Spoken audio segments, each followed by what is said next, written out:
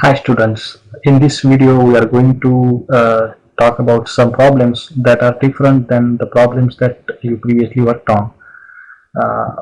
Previously you worked on projects in which the future cash flows were certain. For example, you knew if you are deciding on a project whether to consider that project or not.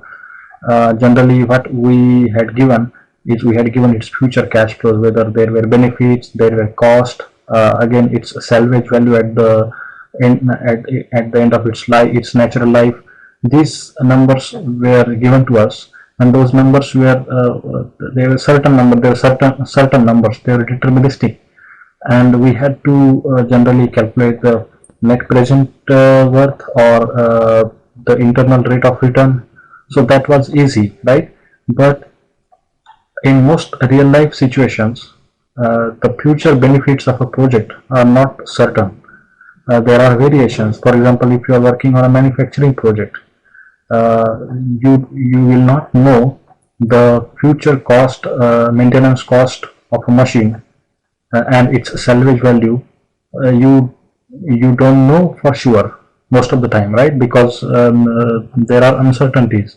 Because of the uncertainties in manufacturing processes, there is no fixed number that you can assign for annual maintenance or for salvage values.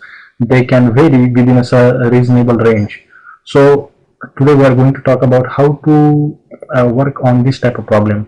When we don't know future cash flows with certainty, how can we decide upon a project whether to consider that project or not to consider that project?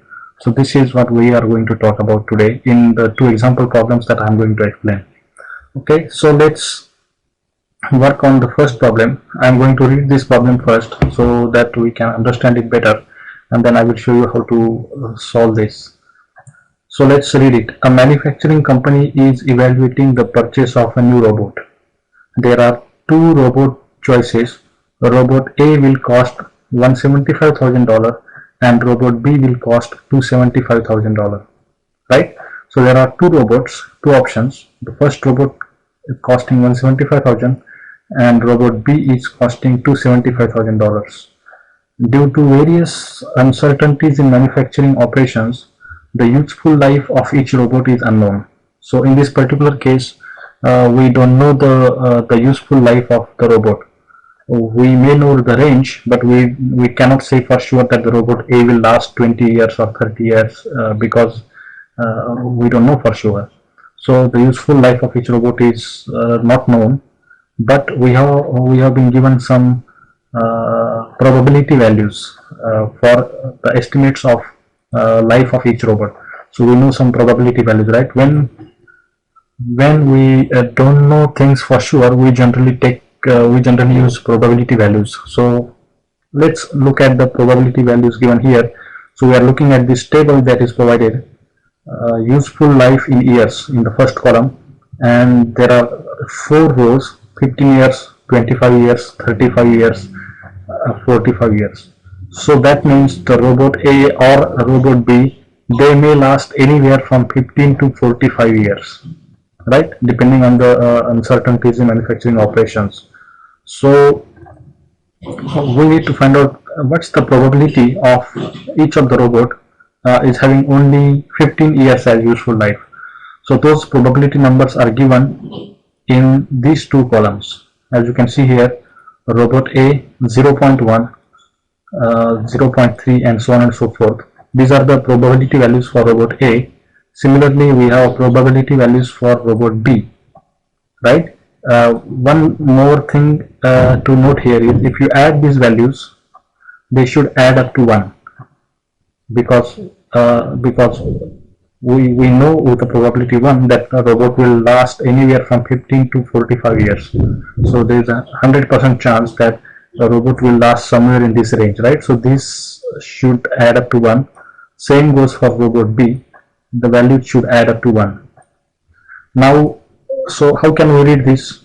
That means there is a 0.1 probability that robot A will last 15 years. There is 0.3 probability that robot A will last for 25 years.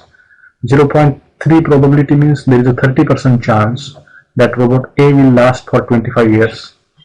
0.5 probability, there is a 50% chance that robot A will last 35 years, and then there is a 0.1 probability, that means there is a 10% chance that robot A may last for 45 years.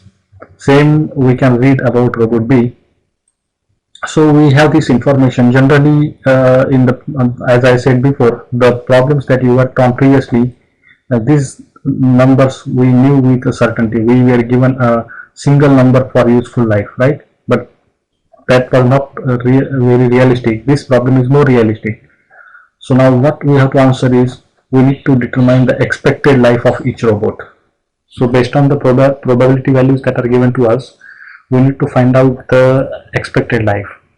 And second, based on the ratio of purchase cost which is given to us to expected life. So purchase cost to expected life, that ratio, based on that ratio, we need to determine which robot the company should go with, whether company should purchase robot A or robot B, right? So expected value concept you should all be familiar with.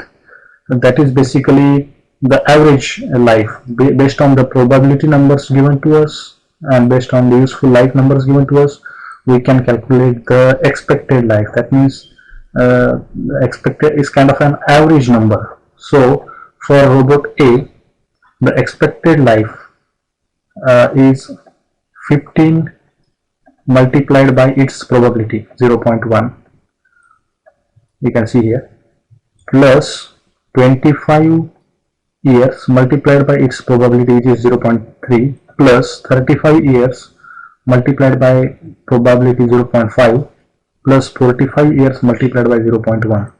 That is basically, you are seeing here, that's the expected life.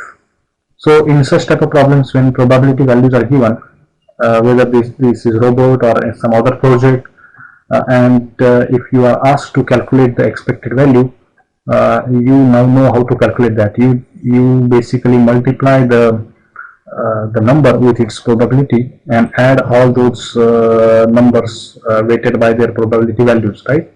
So if we do that calculation, we get the answer 31 years. That means robot A has an expected life of 31 years, right? Same calculations we can do for robot B with useful life numbers multiplied by or weighted by their probabilities, and we add them and we get the answer 26.5 years. So robot B's expected life is 26.5 years. That means it's expected that robot A will last longer than robot B, but it will last like 4.5 years more than robot B. That's the expectation, right, based on our calculations. But that 4.5 years of extra life, does that justify the cost of robot A, or the incremental cost of robot A over robot B? We will find that out. That is basically part B of our problem. We need to calculate the ratios of ratio of purchase cost to expected life, right? That is simple. So for robot A, we knew that the purchase cost is $175,000. Divided by 31, which is expected life of that robot, we get the number we expect. So the cost per year basically for robot A is 5,645 approximately, that is cost per year. If we do the same calculations, we get for robot B, we get $10,377 per year cost per year for robot B. In fact, in this particular case, this was simple because robot A not only has a higher expected life, but it also has lower initial cost.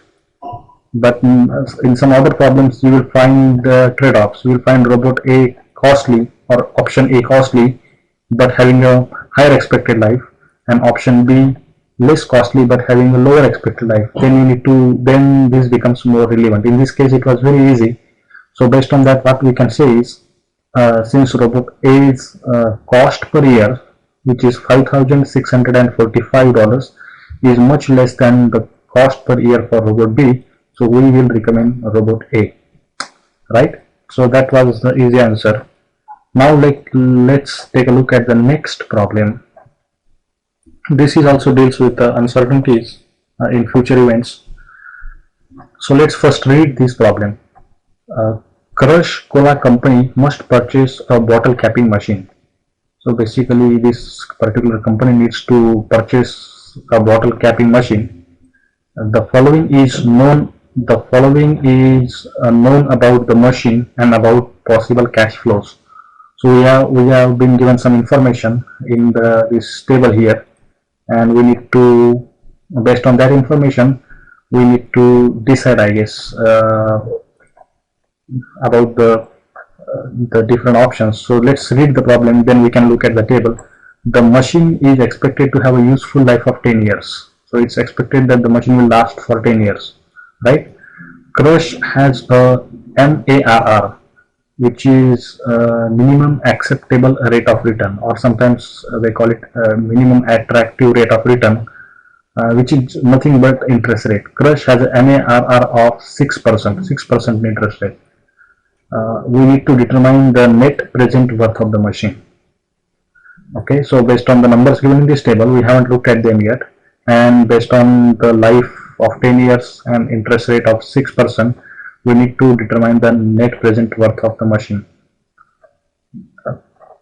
So let's now take a look at the table. There are different costs that are mentioned here. First cost, that is I guess that is the purchase cost, or the cost in year one, the cost of acquisition of that machine. Then there are annual savings. Because of that machine, we are going to save some money. That's basically a positive cash flow, right? We are saving some money, we are earning some money. Then there are annual costs as well. Maybe they are maintenance costs and maintenance and related cost. So that's a negative cash flow. So that we have information on that, and we have information about the salvage value after the end of its useful life of 10 years, right? So that is also a positive cash flow. Basically, after 10 years, when the machine has expired its life, we can sell that machine for its salvage value, or that's basically a positive cash flow. Now the problem is we don't know these numbers with certainty. There is some uncertainties. For example, so those uncertainties are given here. These three columns. There are three scenarios that are provided. The first scenario, if you see the first row, P is 0.3. That means probability is 0.3 or 30% chance. Then second column is probability 0.5, 50% chance, and final third column is probability 0.2, 20% chance. Again, these numbers should add up to 1, because one of the three outcomes is going to happen with 100% chance, right? So let's look at the first cost. First cost, $40,000 is there is a 0.3 probability that the first cost will be 40,000, or there is a 30% chance that the first cost will be 40,000. In the second column, again number is 40,000, so there is a 0.5 probability that the initial cost will be 40. Third column is also 40,000. That means as per as first cost, or as per as the purchasing price of the machine is concerned, there is no uncertainty. We know for sure that the machine costs $40,000 to begin with, right? That's 100% chance that the machine costs 40,000.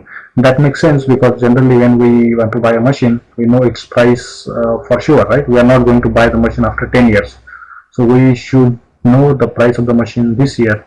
So that perfectly makes sense. But we cannot be so sure about the annual savings. That depends on a lot of other factors as well.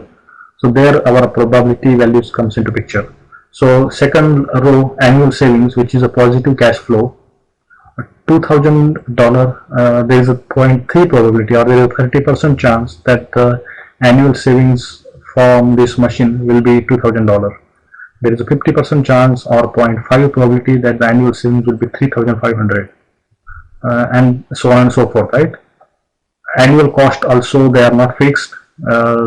We have some probability numbers. So the annual cost may be $7,000 with 30% chance, 0.3 probability, and then there are two other numbers are given. Same, we cannot say about the salvage value of the machine for sure. We cannot say that this will go for any particular number. We have some probabilities, right? It may go for 4,000, salvage value may be 4,000, salvage value we may get 5,000, or we may get 6,500 with different probability values, right? So that is good. The table has plenty of information. So what we need to do is, first let's write down the formula for net present worth, right? That we need to determine the net present worth. So NPW is equal to the first cost. First cost is a negative cash flow, so we can say minus first cost, and that's already the present value, the present worth, right? Because that expense is in year one. Then plus annual savings, we are going to get annual benefits, right? So that number, annual savings, that is basically a value, that is the annual savings. So but what we are trying to find is net present worth. So we need to multiply that number by P given A. P is the present value, A is annual savings, right? P given A, comma, I%, comma, N is number of useful life or number of years we are going to get these benefits for. Then we need to subtract annual costs from these. So negative cash flow, annual costs multiplied by, again these are annual numbers, we need to convert them to their present worth. So we need to multiply them again by P given A, I% and N. Finally salvage value, right? Salvage value is positive cash flow, so it is plus salvage value. That's not an annual cash flow, that is future cash flow, that will happen in 10th year, right? The nth year. So that cash flow is future value, but we need to know its present value or present worth. So we can, this time we can type P given F, where F is a future cash flow, right? F indicates future cash flow. Then I% and N. Now in this equation, the writing equation was easy. In this equation, we know I%, which is minimum acceptable rate of return 6%. So we know that. We know N, which is useful life of 10 years. But what we don't know with certainty is first cost. We know that is $40,000, that we already know, right? But we don't know the annual savings with certainty. We don't know the annual cost, what number to put for that, and same goes for salvage value, because we know we have some numbers but probability values are associated with them. So what we do is we will basically calculate the expected values just like how we did in the last problem. We will calculate expected value of annual savings, expected value of annual costs, and expected value of salvage value. We will calculate that and we'll put those expected value numbers here in this equation and solve this problem. So let's first calculate expected value of savings and costs. So that basically we are combining savings and costs together and estimating its expected value. So we know the annual saving 2,000 and annual cost 7,000 with a 0.3 probability, 30% chance. So 2,000 minus 7,000 multiplied by its probability 0.3, right, plus 3500 minus 5000 here, 3500 minus 5000 multiplied by 0.5, right, plus 5000 minus 4000 multiplied by its probability value 0.2. So that gives us minus $2,050. That calculation is minus $2,050. So this equation we can change a little bit. We can say annual savings minus annual costs. So that term we are basically combining with the annual savings, right? So we can delete this term. Now that makes sense. Now this number, this particular value we already calculated, which is minus $2,050. Now let's do the same thing for salvage value, right? So expected value E is expected value of salvage value is 4000 multiplied by its probability value 0.3, 4000 multiplied by 0.3 plus 5000 multiplied by 0.5 plus 6500 multiplied by 0.2, right? So those numbers are here, and if we calculate this, the expected salvage value is $5,000. Now we can put that value here in this equation.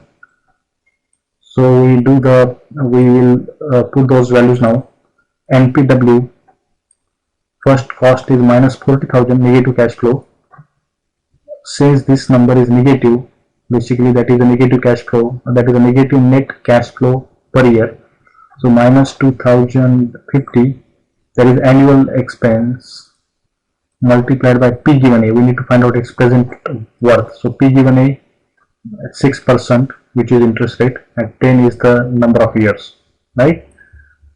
Plus 5000 is the salvage value, is the future value. We need to convert it to the present value. So we multiply that by P given F. Again, interest rate is 6% and number of years 10.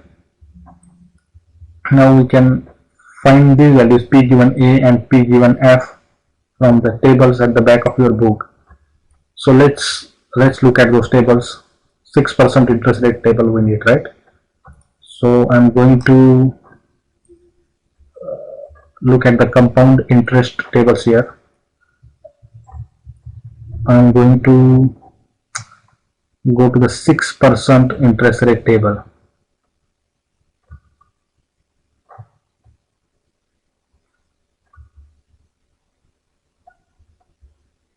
So this is here, I have a 6% interest rate table here, as you can see, and I need to find out N is 10 years, we know. So this particular row we are interested in, and we need two values. We need P given A. P given A is here 7.360, and we also need P given F. P given F is 0.5584. So those values we can put in that equation. Minus 40,000 minus 2050 multiplied by P given A, which was 7.360, right? 7.360 plus 5000 multiplied by 0.5584, P given F.